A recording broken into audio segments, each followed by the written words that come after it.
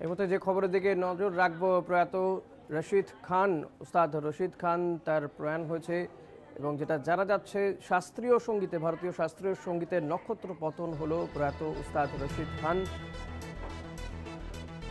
গত বছরের নভেম্বর মাস থেকে তিনি ব্রেন স্ট্রোকে আক্রান্ত হয়ে হাসপাতালে ভর্তি ছিলেন। আজ দুপুর 3:45 নাগাদ তার মৃত্যু হয়। পেয়ারলেস হাসপাতালে ভর্তি ছিলেন তিনি। গত বছরের 22শে নভেম্বর থেকে তিনি ভর্তি ছিলেন হাসপাতালে। আজকেই কিছুক্ষণ আগে এই তাকে দেখতে গিয়েছিলেন পেয়ারলেস হাসপাতালে রাজ্যের মুখ্যমন্ত্রী মমতা বন্দ্যোপাধ্যায়, গিয়েছেন ফিরহাদ হাকিম, পাশাপাশি রয়েছেন অরূপ বিশ্বাস, ইন্দ্রনীল সেনরাও রয়েছেন। এবং তার প্রয়াণে ভারতীয় শাস্ত্রীয় সঙ্গীতে শোকের ছায়া নেমে এসেছে। শুধু শাস্ত্রীয় সঙ্গীত কেন, ওটা সঙ্গীত জগতেই বলা যেতে পারে তার প্রয়াণে শোকের ছায়া। মাসখানেক ধরেই হাসপাতালে চিকিৎসাধীন ছিলেন তিনি।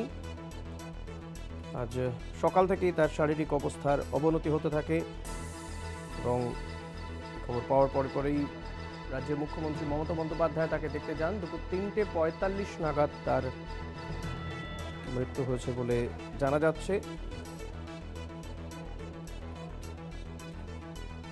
তার অবস্থা সংকটজনক জেনেই মমতা বন্দ্যোপাধ্যায় গিয়েছিলেন হাসপাতালে এবং তিনি যাওয়ার পরে চিকিৎসকরা তার প্রয়াণের খবর জানান। এই মুহূর্তে আমরা কথা বলবো কলকাতা টিভির ক্রিয়েটিভ হেড প্রীতম বিশ্বাস রয়েছেন আমার সঙ্গে টেলিফোনে। প্রীতম দা, রশিদ খান, উস্তাদ রশিদ খানের প্রয়াণ নিঃসন্দেহে ভারতীয় শাস্ত্রীয় সঙ্গীতের নক্ষত্র পতন। রশিদ খানের প্রয়াণের সঙ্গে সঙ্গে যে বিষয়টা সব জায়গাতেই আমরা দেখতে পাচ্ছি, সবাই খবরটা করছে, মাত্র 56 বছর বয়স। মানে যারা শাস্ত্রীয় সঙ্গীতের পণ্ডিত বা শাস্ত্রীয় সঙ্গীতের উস্তাদ যাদেরকে আমরা দেখেছি, তারা কিন্তু 50 মধ্য 50 থেকেই তারা খ্যাতির শীর্ষে ওঠেন এবং তারপরে তার যে সঙ্গীত প্রতিভা, তার পূর্ণাঙ্গ বিকাশ, সেটা কিন্তু আমরা আরো পরের দিকে দেখি। ফলে রশিদ খানের অনেকটা পথ চলা বাকি ছিল। রশিদ খান রামপুর সালসমান ঘরানার শিল্পী এবং রশিদ খান মূলত নতুন প্রজন্মেরই শাস্ত্রীয় সঙ্গীত শিল্পী, এভাবেই বলা যেতে পারে। তো সেই জায়গা থেকে আমার মনে পড়ছে ভীমসেন যোশীর একটা কথা, যে উনি ভবিষ্যতের হিন্দুস্তানি ক্লাসিক্যাল মিউজিকের একজন পুরোধা হিসেবে রশিদ খানকে দেখেছিলেন, যে তার মাধ্যমেই আর কি এগিয়ে যাবে শাস্ত্রীয় সঙ্গীত, এরকম একটা আশা প্রকাশ করেছিলেন একটা অনুষ্ঠানে। এবং রশিদ খান তো শুধুমাত্র শাস্ত্রীয় সঙ্গীত গিয়েছেন তার নয়, উনি হিন্দি সিনেমাতেও গান গিয়েছেন। বিশেষ করে মনে পড়ছে জবই মেটের आओगे जब तुम साजना, সেই গানটার কথা মনে পড়ছে। মান্টোতে बोल के लब तेरा जबा आजाद है, এই গানটার কথা মনে পড়ছে। ফলে একটা বহুমুখী প্রতিভাবান একজন মানুষকে আমরা হারালাম, সেটা মানে খুবই দুঃখজনক, ক্ষতিটা অনেক বেশি। এবং হয়তো আগামী দিনে মানুষ হাফিজ করে এরকমই একজন সঙ্গীত শিল্পীর জন্য বসে থাকবে, যখন তারা মনে মনে বলবে आओगे जब तुम साजना। একদমই, অনেক ধন্যবাদ প্রীতম দা। কথা বলছিলাম ক্রিয়েটিভ হেড প্রীতম বিশ্বাসের সঙ্গে। প্রয়াত উস্তাদ রশিদ খান পেয়ারলেস হাসপাতালে গত 22শে নভেম্বর থেকে তিনি ভর্তি ছিলেন। ব্রেন স্ট্রোকে আক্রান্ত হয়েছিলেন তিনি।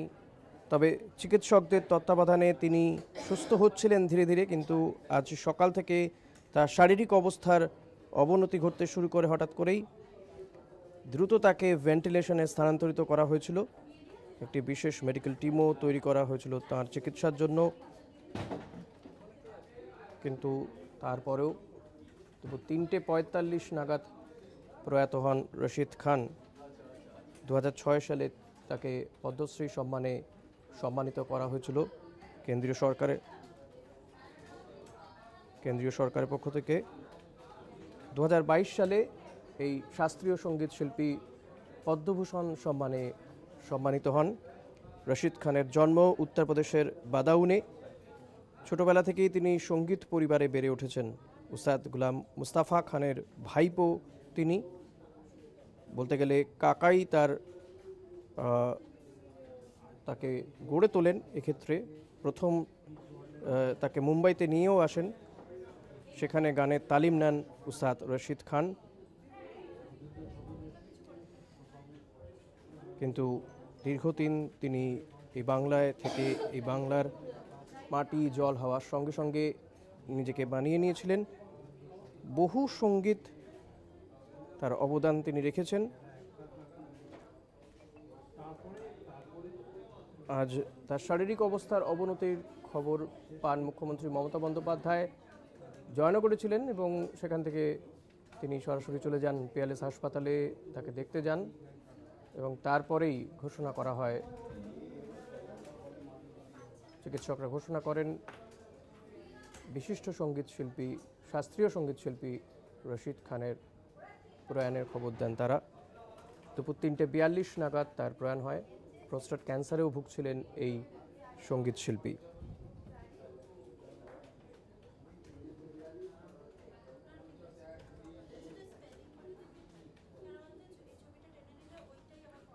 গত 22শে নভেম্বর থেকে তিনি পিএলএস হাসপাতালে ভর্তি ছিলেন। ব্রেন স্ট্রোকে আক্রান্ত হয়েছিলেন এই শিল্পী। প্রস্টেট ক্যান্সারও ধরা পড়েছিল, চিকিৎসা চলছিল, কয়েকদিন সুস্থও ছিলেন।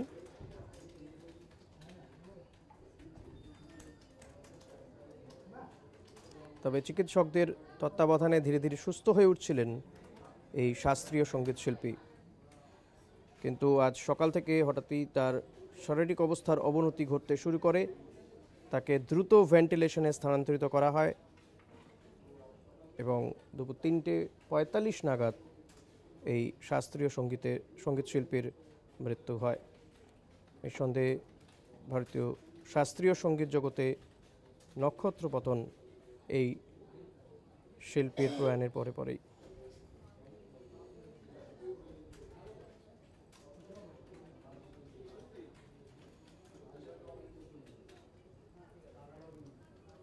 এই মুহূর্তে আমরা টেলিফোনে যোগাযোগ করতে পেরেছি সুরকার ধ্রুবজ্যোতি মিশ্রর সঙ্গে। আপনাকে স্বাগত জানাবো দাদা। কলকাতা টিভিতে শাস্ত্রীয় সঙ্গীত শিল্পী রশিদ খানের প্রয়াণ, আপনার প্রতিক্রিয়া জানতে চাইব। মানে প্রতিক্রিয়া জানাবার মতো অবস্থা সত্যিই নেই। হ্যাঁ, দুটো জিনিস আছে। একটা, ব্যক্তিগতভাবে আমার এক প্রিয় বন্ধু, বহু ছোটবেলায় একসঙ্গে অনেক স্মৃতি আছে এবং এই সময় পর্যন্ত অনেক কাজ করেছে একসঙ্গে। আর ভারতবর্ষের সঙ্গীতে রশিদ খান শেষ কথা হয়েই থাকবে।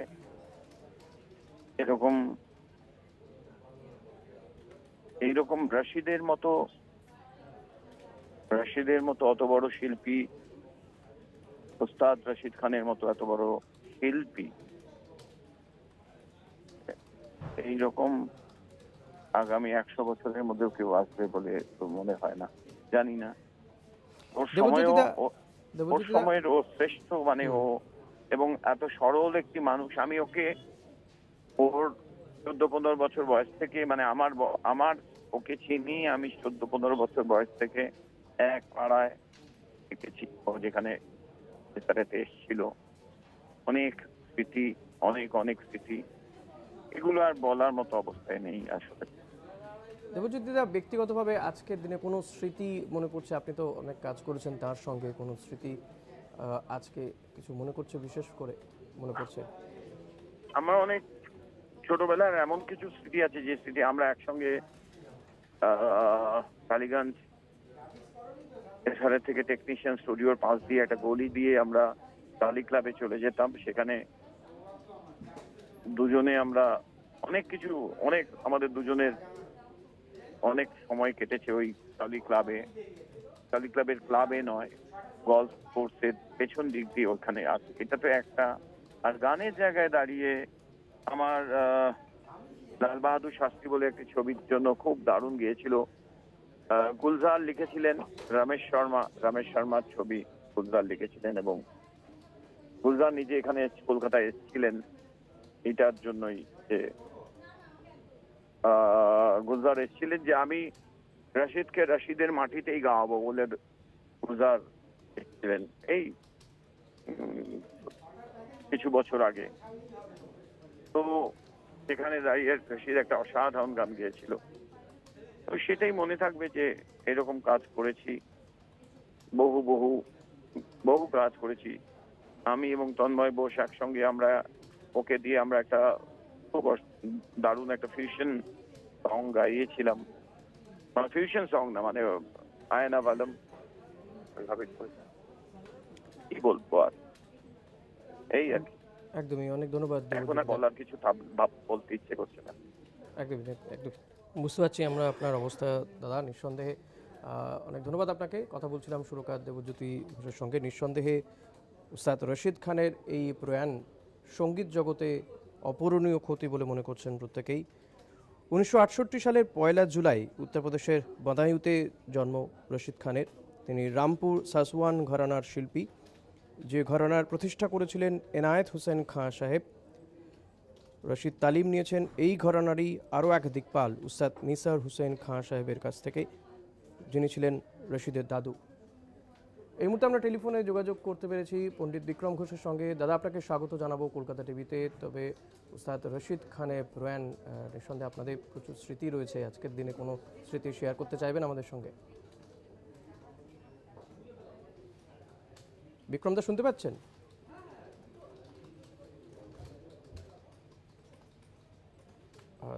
যোগাযোগ বিচ্ছিন্ন হয়ে গিয়েছে, আমরা আবারও চেষ্টা করব। 1968 সালের 1 জুলাই উত্তরপ্রদেশের বদায়ুতে জন্মগ্রহণ উস্তাদ রশিদ খানের। তিনি রামপুর সাসওয়ান ঘরানার শিল্পী ছিলেন। মূলত শাস্ত্রীয় সঙ্গীত গাইলেও ফিউশন বা বলিউড এবং টলিউডের অর্থাৎ হিন্দি এবং বাংলা সিনেমাতেও বহু জনপ্রিয় গান গেয়েছেন এই শিল্পী।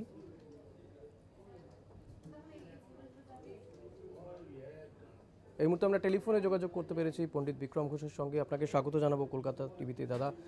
উস্তাদ রশিদ খানের প্রয়াণ নিঃসন্দেহে অপূরণীয় ক্ষতি, শাস্ত্রীয় সঙ্গীত তো বটেই, গোটা সঙ্গীত জগতেই। আপনার কোনো স্মৃতি যদি আমাদের সঙ্গে শেয়ার করেন। আমার কোনো বলার মতো কোনো অবস্থাই নেই। রাশিদ আমার 13 বছর বয়সের বন্ধু। আমরা এত বছর একসঙ্গে, কত কনসার্ট একসঙ্গে, কত ট্যুর ট্রাভেল ও বুক ছিল বেশ কিছুদিন, কিন্তু এইরকম ভাবে হঠাৎ চলে যাবে এটা কল্পনার বাইরে। এবং অফকোর্স এই প্রজন্মের সব থেকে বড় ক্লাসিক্যাল শিল্পীও। গানের জগতে ওর কোনো মানে জাস্ট আনবিলিভেবল, আনপ্যারালেল।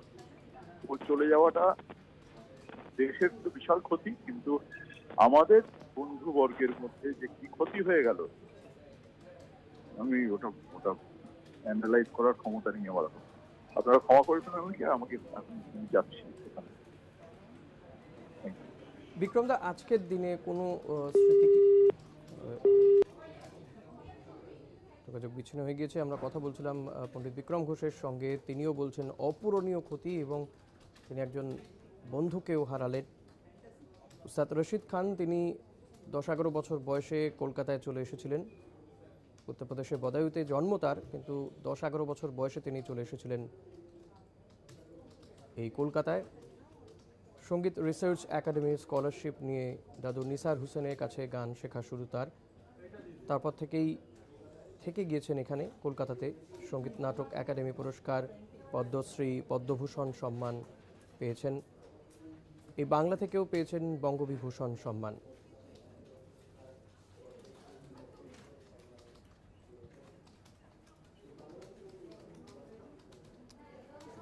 আমরা উস্তাদ রশিদ খানের স্মৃতিচারণ করবো, এই খবরই থাকবো একটা ছোট্ট বিরতির পর। সঙ্গে থাকবেন।